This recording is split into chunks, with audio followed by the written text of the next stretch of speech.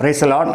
பிலிப்பியர் 3ஆம் அதிகாரம் வசனங்கள் 20-21 வாசிக்கும்போது அப்போஸ்தலனாகிய பவுல் பிலிப்பி சபையாருக்கு ஒரு முக்கியமான காரியத்தை சொல்வதை பார்க்க முடியும். நம்முடைய குடியிருப்போ பரலோகத்தில் இருக்கிறது. அங்கே இருந்து ஆண்டவராகிய இயேசு கிறிஸ்து வர நாம் எதிர்பார்த்து கொண்டு இருக்கிறோம். ஆண்டவராகிய இயேசு கிறிஸ்து வரும்போது நம்முடைய இந்த அற்பமான சரீரத்தை அவருடைய மகிமையின் சரீரத்தை போல மறுரூபமாக்குவார். எனக்கு அன்பனவர்களே, இது ஏதோ பிலிப்பி சபைக்கு மாத்திரமில்லை, உங்களுக்கும் எனக்கும் அடையாளமாய் திருஷ்டாங்கமாய் எழுதி வைக்கப்பட்டு இருக்கிறது. ஆண்டவராகிய இயேசு கிறிஸ்து வருவது உண்மைதான். ஆண்டவராகிய இயேசு கிறிஸ்து வரும்போது நம்முடைய இந்த அற்பமான சரீரத்தை அவருடைய மகிமையின் சரீரத்தை போல மறுரூபமாக்கப்பட வேண்டுமானால் இந்த பூமியிலே வாழும்போது நாம் செய்ய வேண்டிய காரியம் என்ன?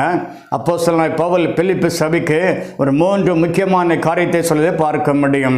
முதலாவது பிலிப்பியர் 3ஆம் அதிகாரம் வசனங்கள் 5-7 வரை வாசிக்கும்போது அப்போஸ்தலனாகிய பவுல் சொல்லுகிறார், லாபமான எல்லாவற்றையும் நஷ்டமும் குப்பையுமா எண்ணுகிறேன் என்று. அதாவது தான் கற்றுக்கொண்ட தான் பெற்றுக்கொண்ட காரியங்களை நஷ்டமும் குப்பையுமா என்பதை பார்க்கிறோம். இரண்டாவதாக பிலிப்பியர் 3ஆம் அதிகாரம் 13-14 வசனங்களை வாசிக்கும்போது பின் நான் அவைகளை மறந்து முன் நான் அவைகளை நாடி ஓடுகிறேன் சொல்கிறார்.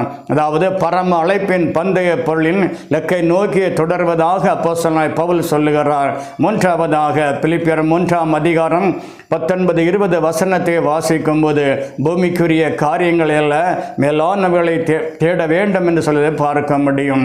எனக்கு அன்பனவர்களே, ஆண்டவராகிய இயேசு கிறிஸ்து வரும்போது நம்முடைய இந்த அற்பமான சரீரம் அவருடைய மகிமையின் சரீரத்தை போல மறுரூபமாக்கப்பட வேண்டுமானால் நாம் இந்த பூமியிலே வாழும்போது அப்போஸ்தலன் பவுல் சொன்னது போல லாபமான எல்லாவற்றையும் நஷ்டமும் குப்பையுமாய் வெறுத்து தள்ள வேண்டும்.